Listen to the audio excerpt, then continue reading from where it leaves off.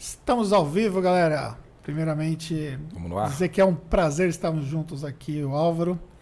E diferentemente dos demais podcasts dos últimos dias, que foram transmitidos ao vivo, nesse aqui nós estamos fazendo a gravação dele integral para vocês. Então, para quem está assistindo, não vai ter oportunidade de participar no chat, né? Mas vai ter aí um bate-papo bem interessante, bem legal com vocês. Amigo, obrigado. Bom, prazer meu. Nossa. Tem a oportunidade de vir do Rio de Janeiro passear um pouco ou trabalhar? Trabalho. Trabalho. Acho que é a primeira vez que eu venho a São Paulo em um ano. E eu sempre vinha. Sim, né? Pois é. Tudo mudou, né? Por conta de tudo isso. Eu também faz um ano que eu não vou para o Rio de Janeiro, né? Mas você veio ao trabalho, mas que tipo de negócios hoje você vê que é possível você já fazer fora de São Paulo, fora do Rio de Janeiro? E isso de fato é interessante? Como que você vê essa possibilidade, cara? Bom, para quem não me conhece, né? Ah, mas isso aí, galera. Quem não te conhece se apresenta, né? Pois é, mas para quem não me conhece, eu sou empresário contábil no Rio de Janeiro, né? Sou segunda geração no escritório. Meu pai iniciou na década de 70, foi contador da Vale, sabe? E resolveu empreender por conta própria, a partir dessa época. E hoje eu já sou a segunda geração. Meu pai é falecido desde 2008. E, enfim, dentro desse mercado de contabilidade, muita gente me conhece como um contador assim, de referência para tecnologia. Porque eu sou basicamente muito nerd, né? Uhum. Eu amo gadgets, né? Fazer as coisas funcionar, né? A palavra Trello todo mundo gosta, uso. Hoje eu costumo dizer, né? Quando tudo era mato, eu já usava o Trello. Então, sempre foi adepto. Toda essa coisa da tecnologia é muito uma referência. Muita gente tem essa referência, né? O Álvaro é um cara que, curte muito tecnologia. Mas como empresário de contabilidade, eu sou um cara bastante conservador. É interessante, tem essa dicotomia, né? Uhum. Então, o meu escritório, ele é um escritório de alta performance em tecnologia, né? Mas no lado perfil de cliente, aquisição de cliente, eu estou um pouco fora, né, dessa corrida do marketing na prática, né? Eu observo, conheço, mas estou um pouco fora disso. Então, por opção. Por opção. Eu escolhi não fazer esse caminho, até porque eu sou do tipo de pessoa que, se for para fazer, tem que parar tudo e vamos fazer, entendeu? Uhum. E aí, para fazer sem retorno, sem resultado, né? Quem conhece aí todo o seu conteúdo sabe que você não fazer o dever de casa do começo ao fim é sinônimo de não ter resultado. Sim, né? Exatamente. Então, para mim, é perda de tempo fazer alguma coisa se não for para dar total resultado. Mas, aí eu respondo a sua pergunta, né? Eu optei, uma vez que eu estou numa grande capital, né, no centro do Rio de Janeiro, em ser um contador local. Entendi. Isso foi uma opção que eu tomei. Mas dentro dessa opção, a gente abre exceções, né? E ignorar São Paulo, acho que não é inteligente para ninguém, né? Então, hoje, o meu escritório, ele atende Rio de Janeiro, capital, e São Paulo, capital. Então, você não atende nem Rio de Janeiro ou outras cidades? Não, eu não atendo, cara, Nova Iguaçu. Entendi. Eu não atendo Niterói, que é do lado. Mas mudou a prefeitura, é toda uma linha de uma fábrica que você vai precisar fazer funcionar para atender aquela prefeitura. Né? Eu, de fato, assim, tenho visto, né, muita gente atendendo. Eu atendo o Brasil inteiro, né? Será que atende, né? Não, porque, tipo assim, né? Convenhamos, né? Entendeu? Essa é se nem as grandes que foram investidas estão atendendo o Brasil inteiro, né? Perfeito. Tem que entender um pouco assim, porque é muito fácil você falar se atende o Brasil todo, tá, mas Brasil todo É uma coisa muito fora da... Porque mesmo quando você pensa no cliente de serviço de ticket baixo, Sim. ainda assim é uma outra prefeitura. Sim, total. A gente atende mais de 100 prefeituras, isso é extenuante pra gente, né? Sim. Então, imagine, por exemplo, não posso falar que atendo no Brasil todo, tem uma parte dos municípios a gente não chega nem perto de atender, né? Mas enfim, né, tem muita história dentro da contabilidade e tem muita realidade diferente da história, né? Então a gente precisa passar para a galera que nos acompanha o que é real de fato, né? Então isso faz parte também da construção do nosso podcast, né? Esse bate-papo real para efetivamente agregar para o pessoal o que é que eles podem fazer de realidade nas empresas deles, né? Senão fica muito na base uma proposta fake, né? Que às vezes acontece como qualquer outro mercado, né? Existe a venda do sonho, né? A venda do sonho que... E falando de sonho, né? Você não tem sonho, então, de crescer o seu escritório? Qual o tamanho do escritório hoje? Qual a métrica que você prefere? Número de funcionários, por exemplo? Olha, a equipe, levando Total, em consideração sócio, funcionário, até equipe fixa, está em perto de 50 pessoas atualmente. Mas é um escritório grande. É relevante. É relevante. E você não pretende passar disso? Olha, na verdade, eu não tenho como métrica a quantidade de funcionários. A quantidade bem de realístico, equipe. no caso. Né? O foco mesmo no resultado. O meu foco é no resultado. O meu foco, a gente, né, a caminho daqui vinha até conversando, a métrica que eu gosto é a métrica da última linha. É pensar no lucro. Quanto que a gente consegue levar para casa. Tem diversas formas de levar o mesmo valor para casa, né? Então, você pode aumentar a margem ou você pode aumentar, né, o faturamento. Essa é aquela velha dinâmica de qualquer negócio, né? Vou vender o pãozinho a quanto, né?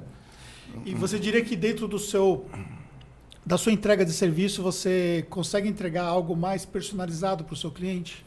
Absolutamente. E isso reflete no ticket, obviamente. Com certeza, com certeza. Na realidade, a gente vem já há alguns anos, principalmente de 2017 para cá, buscando aumentar essa entrega de valor para o nosso cliente. E o primeiro obstáculo que eu tive é o cliente me enxergar como alguém que pode entregar esse valor para ele. Entendo. Porque ele já tinha aquele serviço que ele recebia básico, vamos colocar assim, e eu comecei a observar que cada vez mais clientes estavam procurando consultores para ajudar no seu negócio. E aí, na verdade, o meu primeiro step foi, peraí, eu posso ser amigo desse consultor. Né? E aí fica uma dica aí para você que está aí acompanhando. No processo de aquisição. Né? Se o seu cliente está procurando um consultor, primeiro, se é para fazer uma consultoria de algo que você sabe, você já percebeu que você está deixando dinheiro na mesa, né? E segundo, que você, peraí, nesse momento você cola nesse cara. Peraí, você tem mais clientes, você faz consultoria, você vive disso, você tem clientes. Vamos conversar. Se você não faz contabilidade, e os consultores, pelo menos esses exemplos que eu estou dando, eram consultores de negócio que não tinham nada a ver com negócio contábil, você começa, peraí. Até porque o consultor, quando ele entra na empresa, né, ele muitas vezes tem um contador do coração. Sim. E se você não for amigo dele, às vezes você pode dançar de bobeira, né? Então você precisa entender que, peraí, meu amigo, primeiro, a gente está entregando... Porque sabe o que acontece? Aconteceu isso ontem. Um cliente, né? Escritório de advocacia, tem o nosso serviço, tá? E a gente faz um serviço bem bacana lá. A gente, inclusive, fez uma consultoria de 6 meses, né, com o meu sócio de consultoria, né, que hoje, enfim, a gente expandiu, a gente tem essa área hoje, né? Eu comecei sendo parceiro e hoje em dia a gente tem a nossa própria área. A gente fez um trabalho de 6 meses que recuperou no caixa R$900 mil de faturas em aberto que não tinha ninguém cobrando. adequadamente. Então a gente botou esse dinheiro no caixa, fez um trabalho bonito e entregamos um financeiro arrumadinho. Arrumadinho. Tem conciliação, tem contas a pagar, tem contas a receber. Mas chegou um determinado momento em que o sócio desse escritório, ele falou, olha, adorei o trabalho, estou feliz, mas não quero expandir isso. Estou feliz nesse nível. A gente fez uma equipe que não tinha lá, implantamos uma equipe de financeiro. Só que passou o tempo e agora ela agregou um novo sócio, né, por coincidência, um paulista, e esse sócio é uma pessoa que entende de contabilidade, né, e que me ligou ontem, sem me conhecer, né, preocupadíssimo porque estava achando que a contabilidade estava horrível, porque, na verdade, ela conversou com uma pessoa interna lá e não teve a informação, não soube, faltou comunicação, né? E ele achou que estava tudo ruim e ele falou, não está tudo ruim. Está tudo funcionando, você vai gostar do que você vai ver, até porque a gente fez um excelente trabalho aqui. E, a partir de agora, eu finalmente tenho um cliente que quer o que eu quero dar para ele. Conclusão, a gente muitas vezes está procurando lá fora as coisas que estão dentro de casa, né? E eu ainda tenho muito que explorar na minha carteira lá tradicional o espaço para melhorar esse nível de serviço e chegar nisso que a gente estava conversando sobre ter um serviço de valor agregado, né? E nesse ponto aí você considera a visão do empresário contábil às vezes é limitada em enxergar esse ponto todo de oportunidades? Absolutamente, né? E qual o ponto da virada para o empresário conseguir mudar essa visão? Olha, no primeiro NIBO Conference, né, a gente teve aquele australiano, não sei se você estava lá, fazendo a palestra. E ele falou uma frase que me marcou muito, né? E ele disse que, assim, o contador deve ser o profissional de confiança. Porque a nossa profissão, ela traz isso intrinsecamente com ela. É mais ou menos como o médico para a sua saúde. Rob Nixon, exatamente. Sim. The accountant is the trusted advisor. Está no livro dele, né? Sim, não, é um ponto-chave, né, da palestra. E aí, esse conceito, cara, é um conceito muito natural. Porque se você vai no médico, né, e o médico fala para você, tira a roupa, você não se constrange. Você tira a roupa. Mas se alguém falar para você tirar a roupa, isso não é normal para você. Mas o médico pode falar para isso porque é normal o médico poder te ver despido. E necessário para fazer a profissão. Isso faz parte do modus operandi. Só que a gente, como contador, a gente se acostumou de uma tal forma que a gente não percebe o quão invasivo a gente é no momento em que a gente tem acesso a uma conta bancária da empresa. Quantas contas bancárias de empresas que não são seu cliente você já teve acesso? Nenhuma.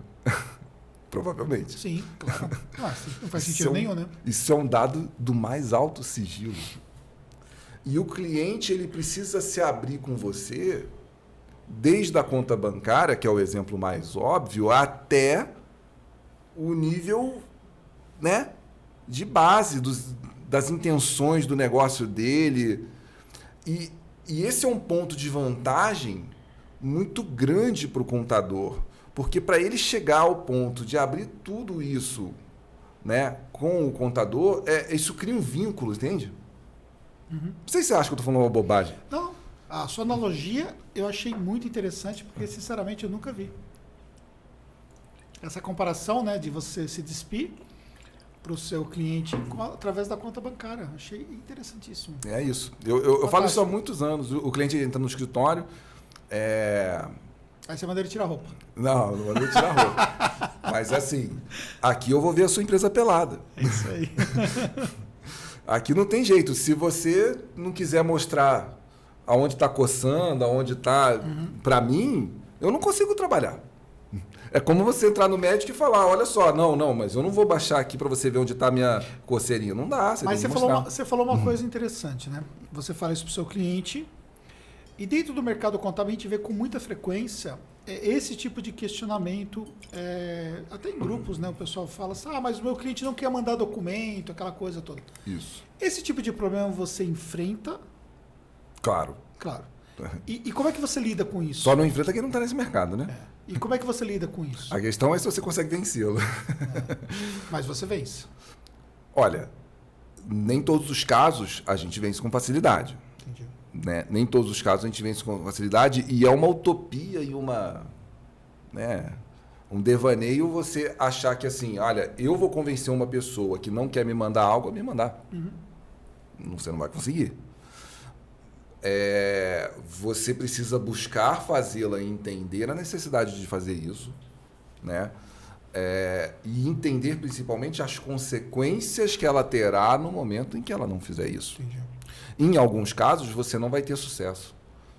E aí você precisa entender o seguinte, eu preciso atender todo cliente, eu preciso atender todo mundo, né? E você não tem problema de mandar embora se estiver desalinhado? Nenhum, nunca tive. E você acha que isso isso é comum no mercado contábil, não ter esse problema? Não, isso não é comum. Na verdade, assim, olha só. Eu contaria nos dedos as vezes em que eu liguei para um cliente e disse, eu não quero mais trabalhar com você. Mas eu começo a deixar as consequências acontecerem sem problema nenhum. E ele mesmo entende que ele está desalinhado comigo. Entende? Entendo. De uma certa forma, você provoca condições, por exemplo, para que ele mesmo faça a saída. No dia que ele liga, mas o banco está pedindo isso. Eu falei, você não tem e você não vai ter. Sabe por quê? Porque você não tem bases para ter uma contabilidade. Você ouviu isso muitas vezes. A sua empresa não tem e não terá. Porque um extrato cheio de TED, e você não sabe dizer o que é nenhum desses TEDs, não vai ter balanço. E no caso, existe sempre aquela questão, mas o profissional contábil tem a responsabilidade de entregar a contabilidade. Nesse caso, você... Não, eu não tenho. Então, você se resguarda isso contratualmente, no caso. Obviamente, né? Obviamente. Aliás, o meu contrato, né, nos grupos que eu participo, já rodou muito. É um contrato assim, muito bem amarrado nesse sentido. E é muito claro que eu só vou prestar o serviço. Por exemplo, vamos ficar no médico. Você foi no médico, aí o médico disse, olha, eu preciso te dar um remédio para essa sua alergia, para essa sua infecção. Mas para eu te dar um remédio, você precisa fazer um exame, trazer o exame aqui, eu vou te dar um remédio. Se você não levar o exame, você vai ter remédio? Não tem remédio. Eu no máximo, vou te dar aqui uma coisa levinha, que não resolve, mas que pelo menos você não fica com dor, né? Vou te dar uma Novalgina. Mas solução só com exame. Mas uma coisa está total ligada à outra. Mas por característica, o carioca ele tem muito essa questão muito da parte de amizade. Eu não sei se eu estou me expressando bem, mas você pode me corrigir o curso. Perfeito. Muita, meu irmão, não sei o que tal. É meio que as coisas muito informal e tal, né? Total. Como que você lida com isso? Cara, perfeito. Eu sou um paulista que nasceu no Rio. Eu falo isso direto. Todo mundo que me conhece, eu falo isso. Olha a minha cor do carioca. A cutis do carioca aqui. Certo. Eu definitivamente não compartilho do modus operandi lá do Rio. Amo o Rio, amo a cidade, mas essa cultura... Inclusive, eu atendo muito cliente estrangeiro, né? Eu tenho um bom inglês e tal, então atendo muito cliente estrangeiro. E eles me adoram justamente porque, assim, o carioca é o ápice dessa cultura, mas o brasileiro como um todo é assim, entendeu? É uma cultura do nosso país. Sim, que aqui no caso do estrangeiro, ele estranha muito, né? Ele estranha, lá no Rio então estranha demais, né? Normalmente que nacionalidade você atende? De tudo. Mas assim, exemplos assim, mais na minha cabeça. Americano pra caramba, argentino, italianos, chineses. Difícil. Chineses, então, cara, é uma cultura à parte, né? Eu me lembro quando eu fui assinar um contrato com uma empresa chinesa, assim, empresa grande, né? Aí sentou-se o diretor e uma tradutora, porque é muito comum o chinês não falar nem inglês nem português, né? Os mais tradicionais, assim, os mais coroa, então não falam. Aí a tradutora tem um Álvaro aqui, contrato, sabe? Tem uma cláusula, diz multa se paga atrasado. Se você não pagar em dia, mas isso ofende. É muito ofensivo achar. Nossa empresa paga com 10 dias adiantado. Não há possibilidade. E nunca pagou sem ser adiantado. Sempre foi assim mesmo. Quer dizer, a cultura dele... Você tirou a cláusula da multa? Não, de jeito nenhum. Eu falei, desculpa, no seu vai que país... a sua empresa dá uma brasileirada aqui e muda a cultura e depois eu... Não tirei não. Falei, olha, mas assim, eu desculpa se isso ofende a cultura e tudo mais, mas você está em outro país. Né? E aqui no Brasil é assim que funciona. Se atrasar, tem multa. Boa, né? Gostei. E esse é um mercado interessante aí pro contador? Estrangeiros? Sim. Maravilhoso. Porque a precificação... Aliás, né, eu fiz algumas tentativas de marketing digital. Né? Eu fiz o suficiente para hoje não estar fazendo. Ou seja, percebi que fazer de qualquer jeito não dá resultado nenhum. Então, né, melhor nem fazer. E não estou dizendo que não dá certo. Sim. De maneira nenhuma. Tá aí você a prova viva disso. Conheci o nosso amigo aqui. Sabe onde que eu te conheci? No Hotmart. No Hotmart. No Hotmart, eu tinha um cliente que estava no Hotmart lá. Ele estava lá no Hotmart, ele estava fazendo lá os cursos online, aquela coisa toda. E aí, eu entrei nesse Hotmart porque eu precisava usar o esquema da nota fiscal, né? Eu ia configurar para ele, né? Porque lá no escritório é isso, né? Isso é uma coisa que me toma muito tempo. Eu sou nerd do computador, então o cliente entrou e falou assim, eu uso o Hotmart e eu soube que tem uma integração da nota fiscal. Quem que de madrugada vai fazer essa porcaria funcionar?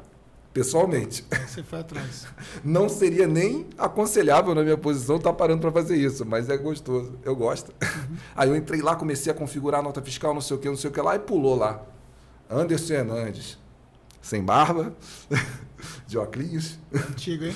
Não, muito antigo. A outra versão do Anderson Hernandes. Eu sei lá e a sua versão também mudou totalmente, né? Totalmente, Eu vi você antes da pandemia numa versão e agora você tá outra. Não, quem não deixou a barba crescer na pandemia perdeu a oportunidade de ouro. Porque foi a chance, você ficou em casa. Você deixou a barba crescer, você deixou o cabelo crescer. Eu ficava em casa, falei, não vou cortar. Quando eu vi sua foto no WhatsApp, eu falei, o que o Álvaro fez, velho? Que negócio é esse? Natural, tudo natural. Só deixei ele rolar. Boa. Mas, enfim. Na verdade, eu ia cortar, mas tem pessoas achando legal, então tô experimentando. Ficou um estilo, né? Aí, enfim, tava lá você, né, com o outro Anderson, né? E tava lá fazendo aquele, né? Eu olhei, eu nunca tinha visto aquilo. Eu nunca tinha visto isso. E aí eu posso dizer para você aí que está assistindo, esse é um camarada que não repete teoria. Tava lá fazendo o que ele, né? O que você bota lá nos seus cursos, tudo. Você tava fazendo isso lá, eu não sei se era 2014, 2012, sei lá. Bem onde era mato o Hotmart ainda. Exatamente. Eu olhei aquilo e eu falei assim, gente, esse cara aqui tá, né? Altos cursos, nunca ouvi falar nesse cara, quem é ele? E aí eu me lembro que fiquei tentado a adquirir, mas aí estava meio sem tempo, sabe? Cara, eu vou dar uma olhadinha nisso depois. Aí, alguns anos depois, é que eu fui...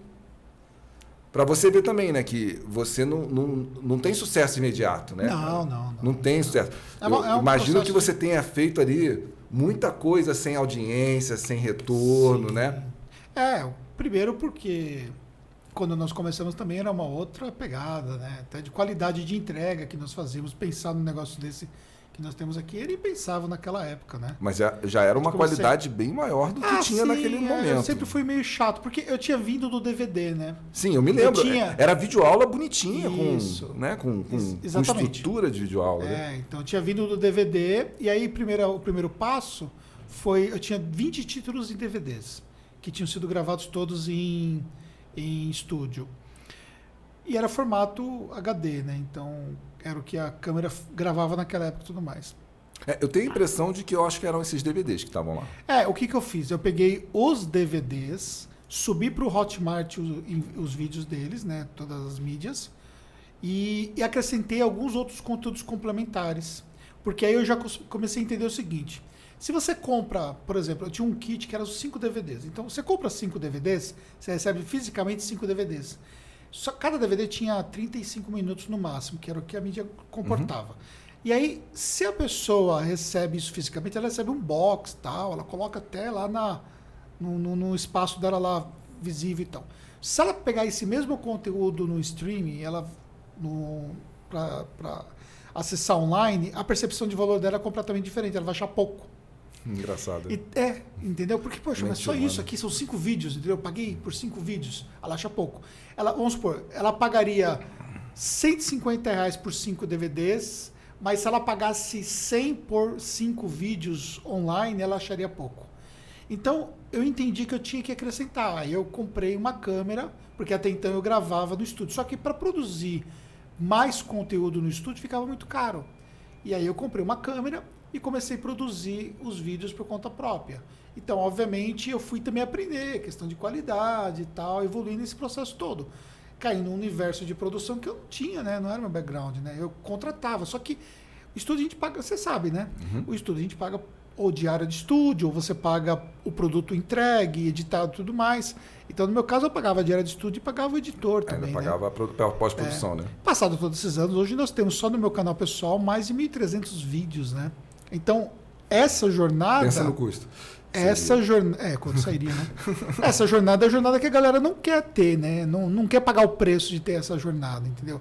Porque tudo que você vai fazer dá trabalho, né? Tudo que você vai fazer tem que ter investimento, tudo que você vai fazer tem o preço a ser pago, né? Eu costumo sempre dizer para todo mundo, todo cliente, esse negócio de você achar que você vai empreender sem botar dinheiro. Sim, pois é. Rapaz. E é uma visão que o próprio mercado contábil às vezes também tem equivocado. Muito, né? Nossa.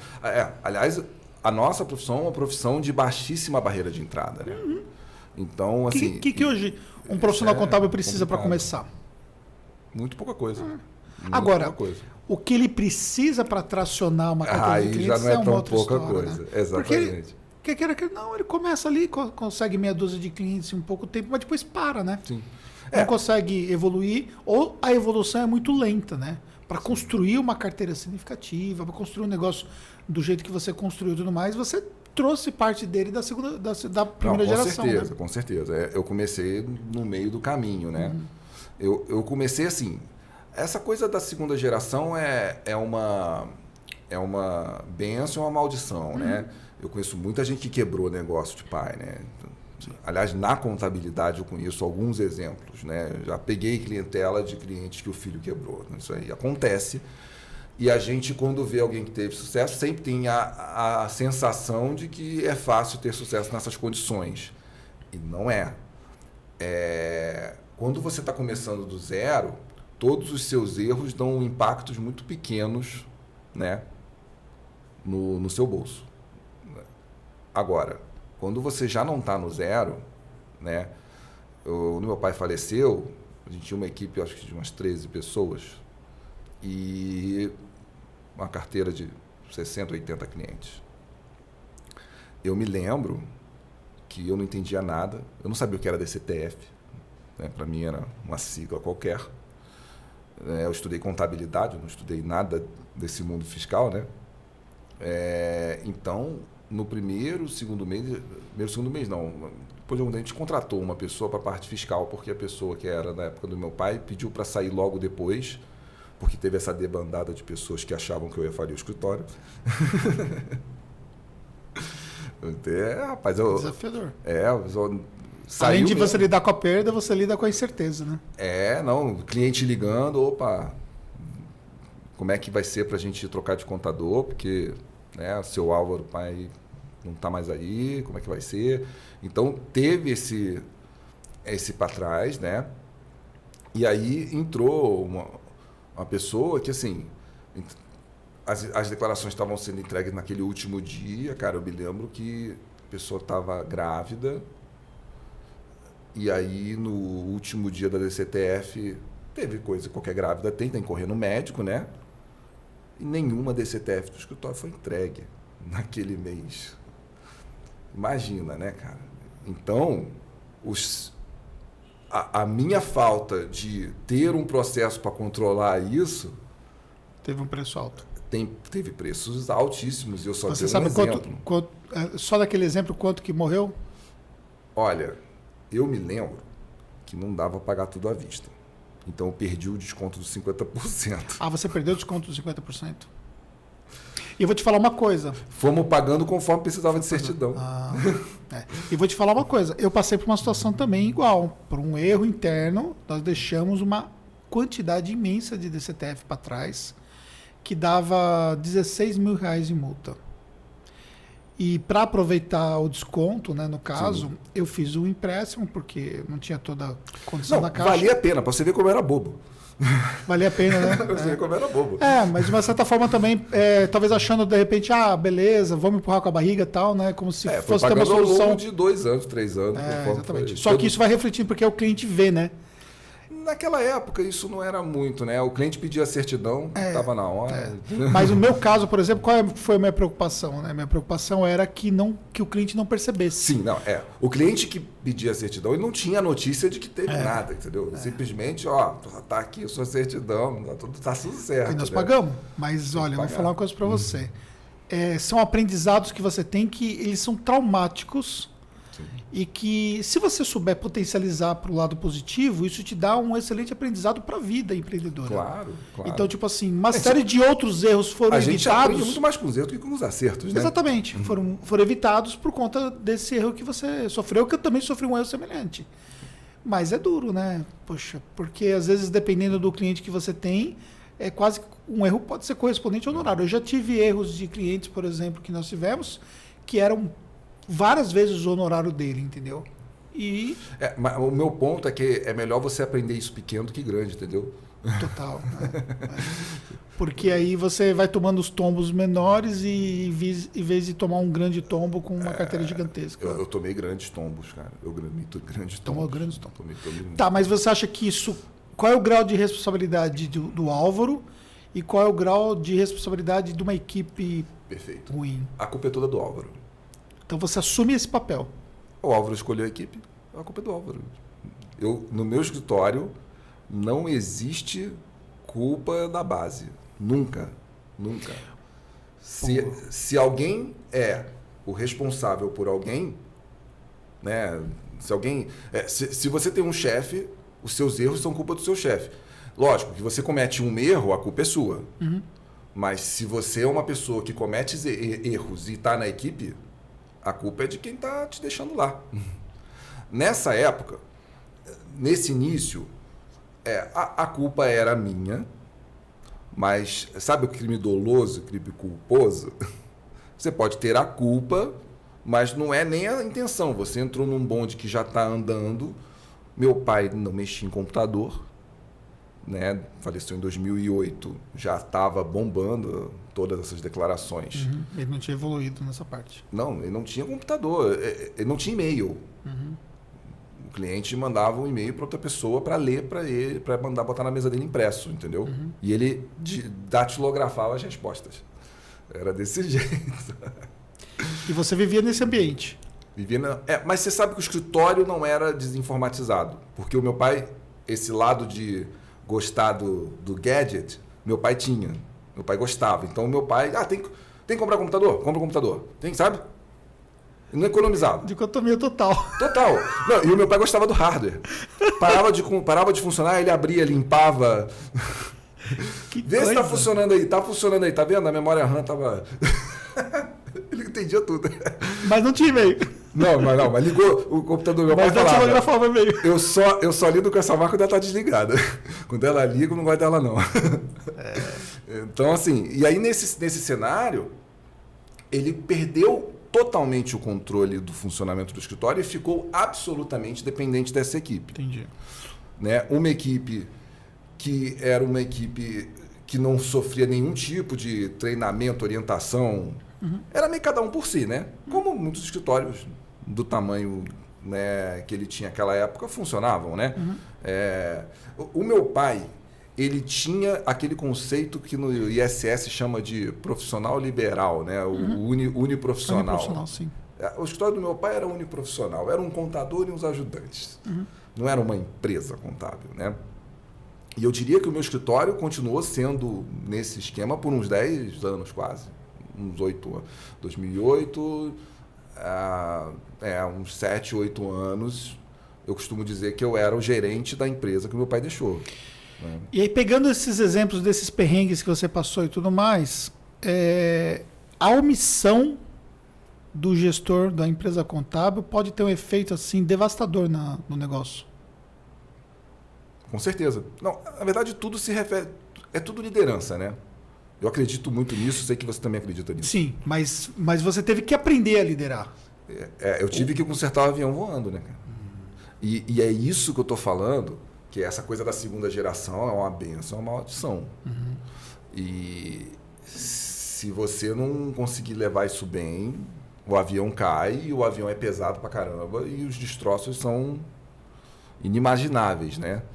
Então, essa é a questão. Queria dar uma conectada ali atrás, porque eu percebi que eu construí um raciocínio e não terminei. Você perguntou sobre a questão do estrangeiro. Ah, sim. E aí a gente vai devagando. Total. Eu tenho esse problema. E aí, assim, eu te falei sobre a questão do marketing digital, né? Então, eu te vi lá atrás e tal, essa coisa.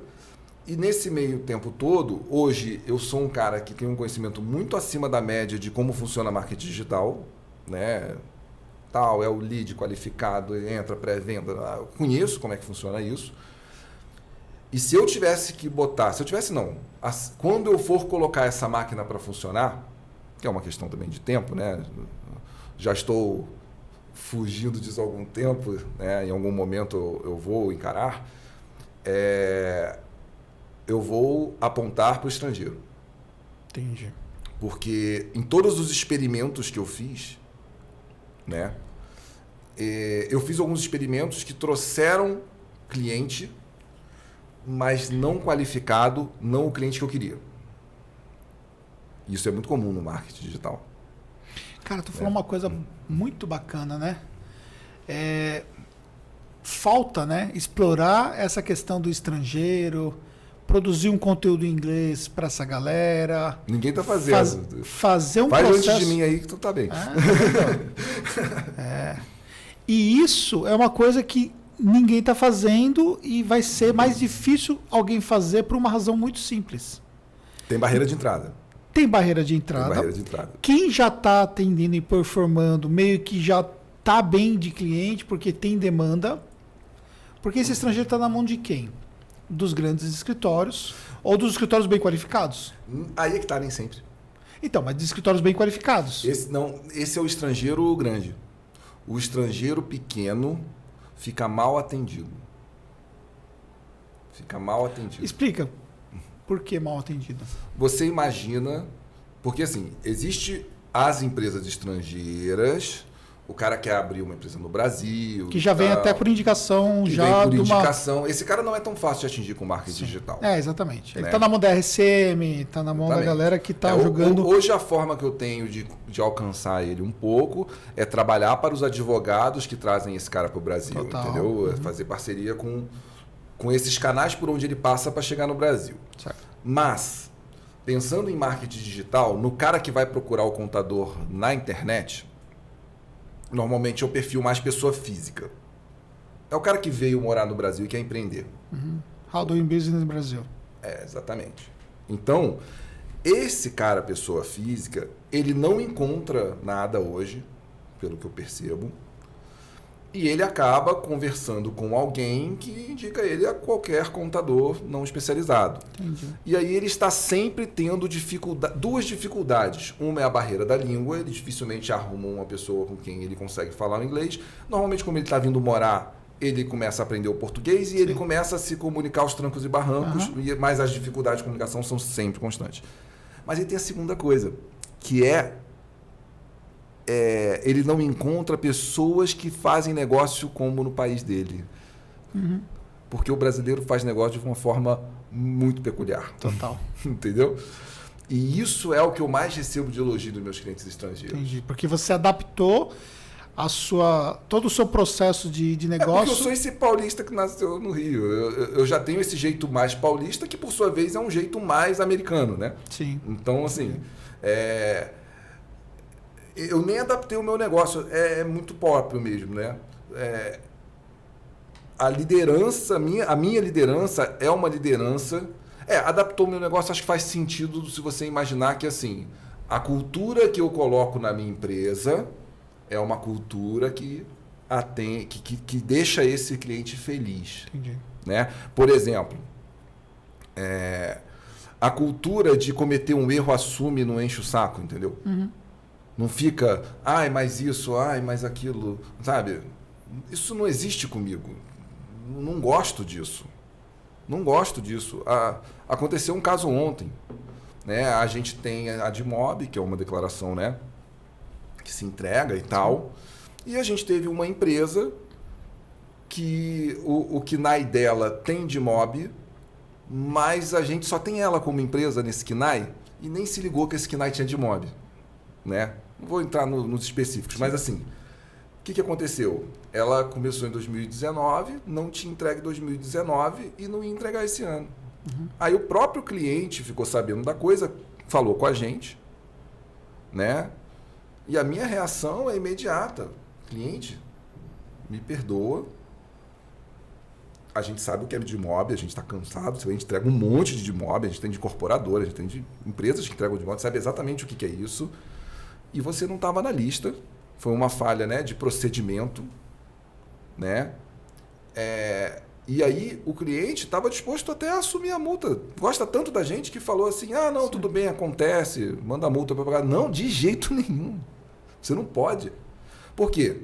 Porque esse é um cliente que você perde a credibilidade com ele. Entendeu? Quer dizer, então o cliente disse que vai pagar, ele paga. Porque no final das contas depois você fica devendo. Exatamente. Entendeu? E esse cara depois, se ele precisar fazer um serviço, alguma coisa que exija-se um favor que não é um favor... E não apenas isso é verdade pra caramba. E também tem um negócio seguinte, ele vai sempre perguntar, cara, será que tem mais erro? Será que ele vai assumir? Exatamente. Tipo assim, eu paguei aqui um prejuízo de R$800, né? E se amanhã for maior? Sim. Ele não assumiu, né?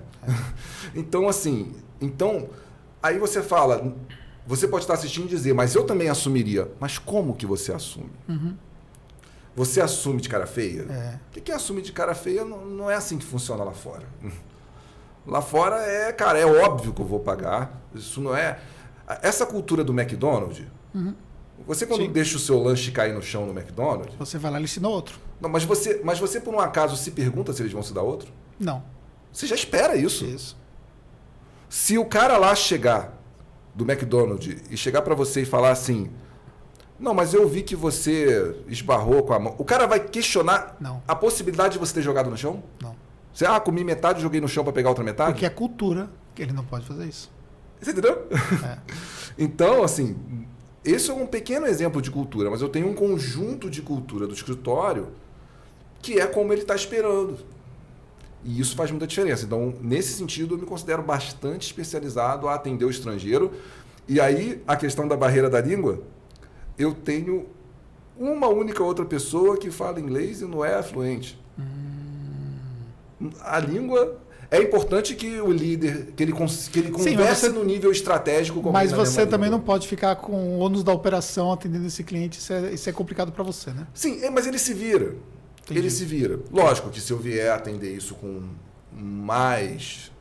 Um volume maior de clientes e tal. Eu vou precisar ter gente bilíngue e fluente. Mas assim, a conversa que esse cliente quer, esse cliente de menor porte, O cliente de maior porte, ele tem uma equipe brasileira. Sim. Ele tem um brasileiro de frente, ele dificilmente precisa assim de... Eu só entro na conversa estratégica, seja com cliente pequeno, seja com cliente grande. E essa conversa é comigo mesmo hoje. Eu sou a mente estratégica do negócio. Quando vai falar, vamos fazer uma estratégia para o negócio, é comigo, para esse cliente obrigatoriamente, não tem opção. Mas o que eu quero dizer é o seguinte, o operacional, todo bilíngue, não sei o quê, isso não é uma necessidade, não. Isso não é uma necessidade. Entendi. Eu não tenho sistemas em inglês, o cara não recebe... Entendi, no reporte. Reporte, não, ele recebe sim. Ele quer ver o gringo lá quer ver um balanço em inglês, quer ver um reporte em inglês, vai para ele. Mas no dia a dia não tem nada disso. E já tem sistema que já traduz já, né? Automaticamente. Sim, sim. Não apenas eu traduzir, você cadastra lá e tal, tudo bem. Mas eu digo o seguinte, eu aponto para esse cara, curiosamente, muito mais porque eu tenho uma cultura e eu descobri isso atendendo esse cliente. E outra coisa, o estrangeiro, ele espera o contador consultor. Total. Aliás, o BPO financeiro lá no escritório começou com as demandas de cliente estrangeiro. Porque ele começou a perguntar, mas você não faz isso? Não. Aí, sabe o que eu falava? Ó, você vai rir. Eu falava assim, meu amigo, não é assim que funciona no Brasil. No Brasil, o contador não faz nada disso que você está pensando. No Brasil, o contador está começando a fazer BPO agora. Não, ainda não tinha essa conversa, né? 2012 lá. Eu falava, não, você não espere isso. Contador não faz isso, cara. Contador aqui atende o governo. Assim, sabe quando você é tão resignado que é isso que você faz? Que até quando o cliente chega para você e fala, eu quero muito isso, você fala assim, não, isso eu não faço, cara. Isso não tem nada a ver. Eu não sei o que você está esperando do contador fazer. Mas aí você começou a perceber que esse cara tinha uma necessidade muito mais ampla do que seria aquele core. Eu ia mais na necessidade, eu tinha expectativa. Que a necessidade é quando o cara precisa, mas nem sempre sabe se precisa. Entendi. Ele tem uma expectativa, ele espera isso. Então, o cliente que quer abrir um negócio no Brasil é um cliente que você vai trabalhar o BPO com ele, quase que obrigatório. Ele já sabe isso. Se você chegar, é isso, ele vai dizer, que legal, é isso que eu quero mesmo. Então, hoje, o meu marketing digital estaria voltado para esse público, que eu acho que é um nicho que eu me adapto muito bem e que é pouco explorado, né? Tá, e onde que você fez para chegar lá, né? Para você se qualificar? O que foi assim, tão relevante nesse seu processo para você se tornar um profissional como você se tornou hoje, né? Um profissional, por exemplo, que atende esse cliente, um profissional que realmente desenvolveu as skills para poder fazer essas negociações. Qual foi o caminho? Olha, existe um caminho inicial, né? Eu costumo dizer que eu fui afortunado pelo fato de que eu não gostava muito de contabilidade. Até pouco tempo eu dizia eu não gosto, mas isso não é mais uma verdade, não. Eu gosto de contabilidade hoje. Mas eu não gostava naquela época e eu adorava tecnologia. E a nossa profissão virou metade tecnologia, né? Então, eu entrei num momento bom e num primeiro momento, né? Tem um carro buzinando aqui no meu lado. Tá rolando, alguém tá chateado lá fora. Tá bravo. Então, assim, num primeiro momento, eu comecei a desenvolver muito um skill técnico, né? Então, comecei a estudar muito, principalmente tributação, né? Que eu não aprendi na faculdade. E aí eu fiquei estudando tributação e o escritório funcionou por um bom tempo ainda do cada um por si. Cada um por si, sabe aquela coisa?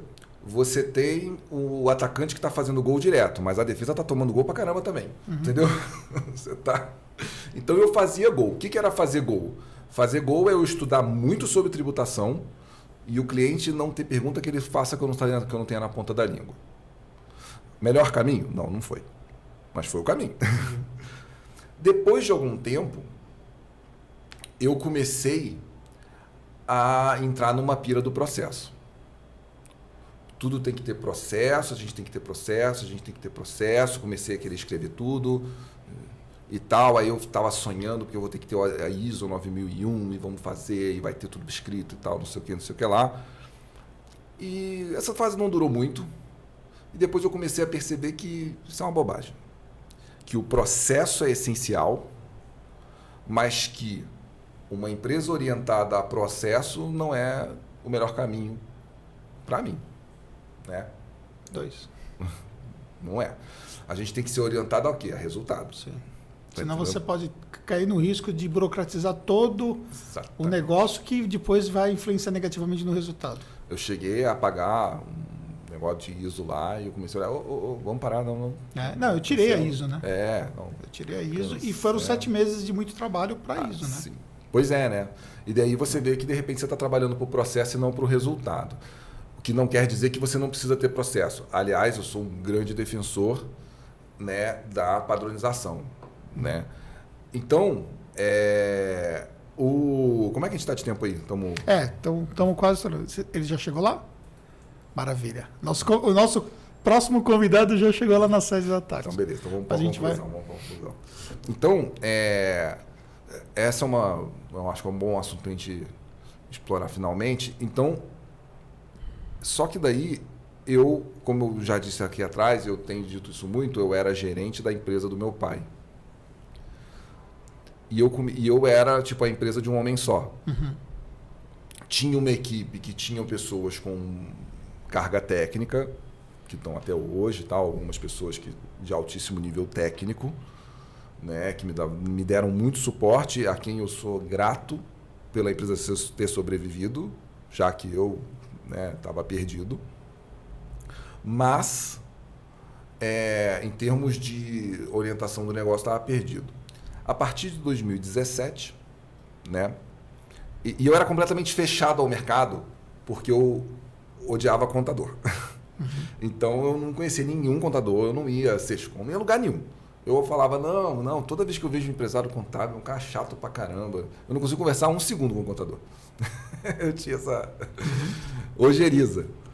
E aí, em 2017, eu vim a conhecer o Nibo. E o Nibo fazia uns happy hours lá no Rio, muito bacanas, que rolava um chopp lá. Lá eu comecei a fazer amizade com um contador, com outro contador. E eu comecei a perceber que, existem contadores legais. Não é como eu imaginava. Uhum. Existem contadores mais jovens, né? Eu já estou até ficando velho, mas enfim, né? Naquela ocasião.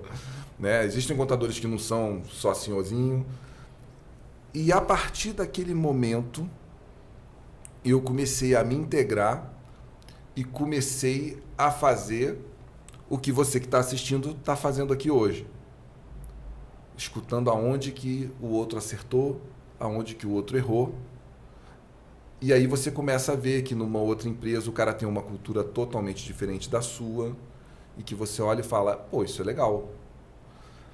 E aí, a partir disso, eu comecei a estudar sobre liderança e comecei a mudar como líder ao ponto de que, se você conversar para a gente lá da minha equipe, vai dizer que o Álvaro de 2017, o Álvaro de hoje, mas são pessoas assim... Totalmente diferentes. E, inclusive, isso é uma transformação que eu percebo que você também passou. Sim. Né? Que vai até entendeu? Eu não uso mais a roupinha, eu não fico mais, entendeu? Essa coisa, não tem mais nada disso. A gente deixa o cabelo crescer. Exatamente. A liderança hoje, lá no escritório, é uma liderança onde eu divido essa função. Uhum. Não fica mais só o Álvaro lidera. Então, hoje, eu consigo, né, fazer um caminho. E, né, para dar aí uma direção para quem está procurando, eu acho que você deve buscar aprender sobre liderança. Total. Se você aprender sobre liderança e botar em prática, o resto vem a reboque. Né? Cara, é uma pena que a gente vai ter que acabar. Eu encaixei, né? Tava muito bom, né? Eu encaixei esse nosso podcast com o Álvaro entre um outro podcast que nós vamos transmitir ao vivo daqui a pouco, né? Pra gente, falei, Álvaro, a gente não consegue transmitir ao vivo 2, mas eu aproveitei que você estava aqui. A gente aproveitou a visita, né? A visita para poder gravar e depois soltar depois. Mas assim, a gente ficaria aqui 2 horas conversando Mas, inclusive, o próximo convidado já chegou e... É bom parar antes que fique chato, né? Mas realmente acho que é muito rico, né, esse tipo de troca de experiência, porque mostra para o mercado contábil visões completamente diferentes de um determinado assunto. E isso é um aprendizado para todos, né? Inclusive para mim. Então, por isso que, para mim, o podcast ele é tão importante. É uma coisa que em 2021 eu estou dedicando uma parcela do meu tempo em trazer pessoas incríveis para poder compartilhar. E vocês vão ter muita coisa incrível aí nas próximas semanas, tá bom? Eu ia deixar aqui um recadinho. Total, fica à vontade. Né, que, assim, eu falei sobre o fato de que eu não sou uma pessoa que estou botando em prática nenhuma estratégia digital, né? Que não quer dizer que a empresa não está crescendo, não está fazendo as coisas, mas por vias um pouco mais tradicionais. Mas eu diria que se você hoje quer fazer marketing digital, esse é o cara. Obrigado. Esse é o cara que faz isso profissionalmente como ninguém, eu acho, faz no nosso país, cara. Isso Obrigado. aí, cara. Sou teu fã nessa tua capacidade de entender do marketing na nossa área. Isso aí você é o guru. Obrigado. E também quero dizer que aquela vez que nós nos encontramos no Rio, que nós fomos lá para aquela festa, que você me deu aquela carona, que nós viemos conversando, né? Foi. E lá do Recreio dos Bandeirantes, né? Sim. Até o aeroporto, foi assim, incrível. E eu tive a oportunidade de conhecer você de perto naquela 1 hora mais ou menos que nós passamos conversando no carro, e foi assim, incrível. E sou muito grato pela nossa amizade, pela nossa troca. E quando você falou que estava vindo para São Paulo, que queria me visitar, eu falei, cara, tá aqui, mas eu te encaixo aqui para te receber. Bater e a gente bateu muito papo hoje. Foi muito bom. Pessoal, obrigado aí pela audiência. Obrigado, Hernandes. Obrigado, pessoal. Muito sucesso para vocês. Até o próximo conteúdo. Tchau, gente.